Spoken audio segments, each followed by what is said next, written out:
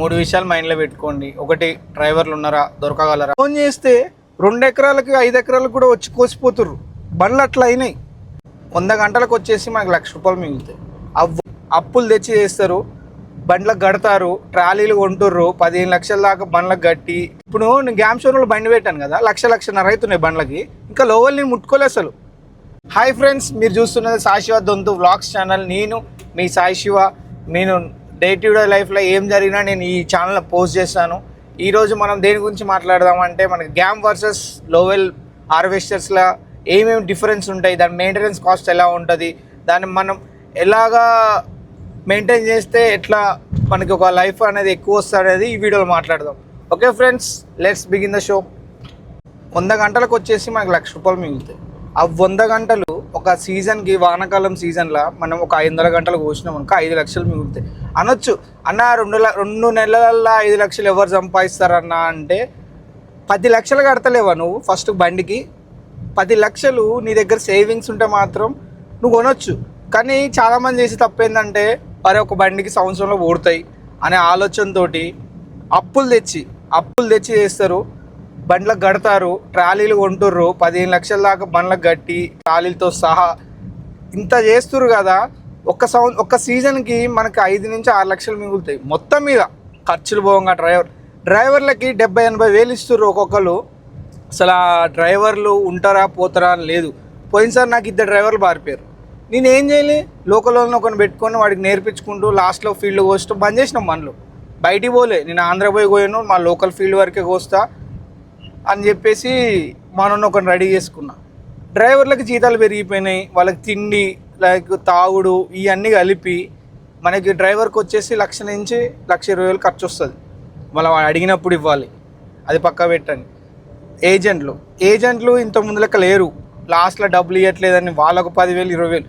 Last వానాకాలం నేను 1,50,000 దాకా లాస్ పోయినా. అది తెలియదు ఎవరికి. బండ్లు బాగా నడుస్తున్నాయి అంటుర్రులే. కానీ ఒకసారి బండ్లు కొన్న తర్వాత అర్థమవుతుంది అందరికీ. ఒక 100 గంటలకి ₹1,00,000 మిగులుతాయి అంటే 3,000 గంట కంటే ₹1,000 మిగులుతాయి. ఆ ₹1,000 కూడా నువ్వు మంచిగా సీజన్ మొత్తం నడుస్తే, అదే ఆపరేటర్ ఉంటే, కొన్ని బండ్లకైతే డ్రైవర్లు వదిలిపెట్టిపోయిన సిచ్యువేషన్లు ఉన్నాయి. అందుకే కొత్త కొనేటోళ్ళు, పాతోళ్ళు అంటే అనుభవం ఉంది, ఒక బండి పోయి ఇంకో బండి కొంటుర్రు, ఓకే, నేను వాళ్ళ నుంచి అంటలేదు. కానీ కొత్త కొనేటోళ్ళు చాలామంది కాల్ చేశారు, మెసేజ్ చేశారు, అన్న బండ్లు కొనొచ్చా, కొత్త బండ్లు, ట్రాలీ కావాలన్నా, అది కావాలన్నా, ట్రాలీ ఎక్కడ చేయించారన్నా అని బాగా అడుగుతుర్రు. వాళ్ళు ఏంటంటే ఉత్సాహం ఉంది, ఏం చేయాలో తెలియక. రీసెంట్గా చాలామంది యూత్ అనేది చాలా ఫోకస్ పెట్టింది ఈ ఫీల్డ్లో. హార్వెస్టర్లు కూడా ఇంతకుముందు తక్కువ ఉండేసరికి మన వాళ్ళకి ఎవరికి అర్థం కాలేదు. ఒక్కొక్క పొలం కోయాలంటే దగ్గర మనం 20 రోజుల దాకా వెయిట్ చేయాల్సి వచ్చేది. ఏజెంట్ల చుట్టూ తిరిగి, అన్న నాకు బండి పంపి అనే రోజుల నుంచి ఇప్పుడు ఫోన్ చేస్తే 2 ఎకరాలకి 5 ఎకరాలకు కూడా వచ్చి కోసిపోతుర్రు. బండ్లు అట్లా అయిన బండ్లకు కూడా మనం కొందాం అని చెప్పి లాస్ట్ ఇయర్ నేను మా ఊర్లో చుట్టుపక్కల ఒక 50 కిలోమీటర్ రేడియస్లో బండ్లు లేవు. నేనే కొన్నా ఫస్ట్ మా ట్రాక్ బండ్లు మా ఏరియాలల్లో. కానీ ఇప్పుడు మమ్మల్ని చూసి ఒక 2-3 కొంటుర్రు. వాళ్ళు కొంటే ఏమనుకుంటారు, ఏం కాదు నడుస్తుంది అంటే, ఎవరి ఫీల్ వాడికే ఉంటుంది. మా ఏరియాకి బండ్లు కోసే టైంలో దగ్గర ఒక 10 బండ్లు వస్తాయి. బండికి 100 ఎకరాలు కోస్తే మనకి 10 బండ్లకు 1000 ఎకరాలు అయిపోతుంది. మా చుట్టుపక్కల ఒక 1,500 ఎకరాలు ఉంటుంది, అయిపోతుంది. కానీ ఇంకో 4 బండ్లు పెరిగితే ఏమవుతుంది, మనిషికి ఒక 70-80 వస్తారు, అంతే అయిపోతుంది ఫీల్డ్. ఇంకొక అడిగి పోవాలి మనం. ఇది నిత్య కళ్యాణం లెక్క సంవత్సరం అంతా నడుస్తుందన్న ఫీల్డ్ కావు ఇవి. ఎందుకంటే 2 నెలలే నడుస్తాయి, మిగిలిన 10 నెలలు బండి పక్కకు ఉండాలి. ఒకవేళ ఎండాకాలం దేవుడి దయ వల్ల వర్షాలు బాగా పడితే కొన్ని ఏరియాలు వేస్తారు, కొన్ని ఏరియాలు వేయరు. అందుకే మనం చూసి 15 లక్షలు పెడుతున్నాం అంటే ఒక బండికి 10 సార్లు ఆలోచించాలి. కానీ మన వాళ్ళు ఆలోచించరు, బాగా టెంప్ట్ అయిపోతుర్రు. రోజుకి 30,000 వస్తున్నాయి కదా, 10 రోజుల్లో 3 లక్షలు వస్తాయి, నెలకు 10 లక్షలు వస్తాయి అనుకుంటారు. కానీ వస్తాయన్న, రావని ఎవరు అనరు. నేను చెప్తున్నా కదా, నేనే చెప్తున్నా, 2 బండ్ల మీద 70,000 దాకా వచ్చేటి. కానీ ఇవి అయ్యే అన్నపడవు. ఎందుకంటే బండ్లు నడిచిన రోజు డబ్బులు వస్తాయి, బండ్లు నడవని రోజు పరిస్థితి ఏంది అది అర్థం కాదు. ఇప్పుడు నేను గ్యామ్ షోరూంలో బండి పెట్టాను కదా, 1,00,000-1,50,000 అవుతున్నాయి బండ్లకి. ఇంకా లోవల్ నేను ముట్టుకోలే అసలు. లోవల్ ముట్టుకుంటే మళ్ళీ దానికో 1,00,000, 2 లక్షల దాకా, 2-2.5 లక్షల దాకా బండ్లకు పెడుతున్నాం కదా. గయన్ని ఎప్పుడు రికవరీ కావాలి? ఈ ఐడియా అయితే నాదే, హార్వెస్టర్ తీసుకుందాం. నేనేంటంటే నా బీటెక్ 2024 మేలో అయిపోయింది. నా బీటెక్ అయిపోయి కరెక్ట్గా 1.5 year అవుతుంది. నేను అప్పుడు అమెరికా పోదామని కొంత అమౌంట్ అదే మనం సేవ్ చేసి పెట్టాము. దాని తర్వాత మనకు అనిపించింది బయటికి పోయిన తర్వాత మా ఫ్రెండే ఒకడు బాగా పోయి ఇబ్బంది పడుతుండో, ఏం చేయాలో అర్థం కాక అనేసరికి ఒకరోజు నాకు మా నాన్నకు ఆలోచన వచ్చింది, ఎట్లాగో జేసీబీ ఉంది కదా, దాంతోపాటు హార్వెస్టర్ తీసుకుందాం. మా బ్రదర్కి ఉన్నాయి 2-wheel 4-wheel అని. అట్లా అని చెప్పేసి మనం ఈ ఫీల్డ్లోకి దిగినాం. అసలు నాకు ఈ ఫీల్డ్ మీద పెద్దగా టచ్ లేదు, ఎందుకంటే మా నాన్న 1995 నుంచి మోటార్ ఫీల్డే, జేసీబీ, హార్వెస్టర్, డోజర్లు ఆ ఫీల్డ్లో ఉంటుండే. మనకి ఈ ఫీల్డ్ మీద పెద్దగా అవగాహన లేకుండా మనం ఆన్లైన్లో చూసి కొద్దిగా రీసెర్చ్ చేసి ఫస్ట్ అయితే గ్యామ్ బండి బుక్ చేసినాం. గ్యామ్ బండి బుక్ చేసిన తర్వాత మనకి ఆగస్ట్లో బుక్ చేస్తే మనకి సెప్టెంబర్ 30కి ఇచ్చారు. ఎగ్జాక్ట్గా ఇదే రోజు సెప్టెంబర్ 30కి నేను గ్యామ్ కొని 1 year అవుతుంది. మళ్ళీ దాని తర్వాత కొద్దిగా మనకి ఫీల్డ్ అనేది ఎక్కువ వచ్చేసరికి చాలామంది బాగా ఫోన్లు చేసి అన్న బండి కావాలి అనేసరికి మనకు కూడా ఫీల్డ్ ఉంది కదా అనే ఆలోచనతో సెకండ్ బండి తీసుకున్నాం. మనం ఆ గ్యాప్లో లోవెల్ షోరూమ్ని కాంటాక్ట్ అయ్యి మనం తీసుకున్నాం. ఎందుకంటే మన గ్యామ్ షోరూంలో బండ్లు బుకింగ్ అనేది అయిపోయినాయి, అప్పటికి బుకింగ్స్ లేవు. ఎంత బతిమలాడినా మాకు షోరూంలో బండి ఇవ్వలేదు. సర్లే అని చెప్పేసి మేము లోవల్కి వెళ్ళిపోయాను. లోవల్కి వెళ్ళిపోతే మనకు ఒక 1 weekలో బండి తీసుకొని డెలివరీ ఇచ్చేశారు. అది వాళ్ళ సర్వీస్ బాగుండే. అయితే లోవల్కి దీనికి ఏంటంటే నేను లోవల్ కొన్నది వచ్చేసి ప్రైస్ వచ్చేసి 24,75,000 కొన్నా. గ్యామ్ కొన్నది వచ్చేసి 24 lakhs కొన్నా. నాకు రెండింటికి ట్రాలీ సేమే 24 లక్షల 24 చేంజ్ పడ్డది, 24,75 పడ్డది. సరే ఇన్సూరెన్స్ డాక్యుమెంట్ ఛార్జ్ అనేది అది వేరు, అది ఏ బండికైనా ఉంటాయి అనుకోండి. ఇంకా నా ఫైనాన్స్ తీసుకొని ఇవన్నీ తీసుకునేసరికి ఒక 1 week లేట్ అయింది. నేను ఒక 20కి ఆ చేంజ్లు తీసుకున్నా అక్టోబర్కి, అది అంతే అయిపోయింది. కానీ మన గ్యామ్కి వచ్చేసి ఏంటంటే కొద్దిగా అరుగుదల ఎక్కువ ఉంటుంది బండి.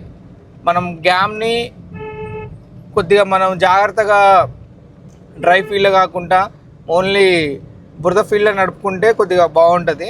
లోవల్ కూడా అంతే, కానీ ఏంటంటే నేను తీసుకుంది లోవల్ సైడ్ ట్రాక్ ఏమవుతుందంటే మన ట్రాక్ అనేది సైడ్కి ఉంటుంది.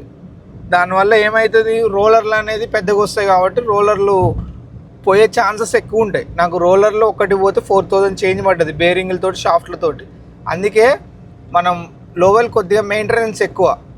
గ్యామ్ మీద ఒక చిన్న రోలర్ బేరింగ్ వచ్చేసి గ్యామ్ది 350 పడుతుంది. అదే మన లోవల్ బేరింగ్ వచ్చేసి 580 పడుతుంది. చాలా డిఫరెన్స్ ఉంది ప్రైస్కి.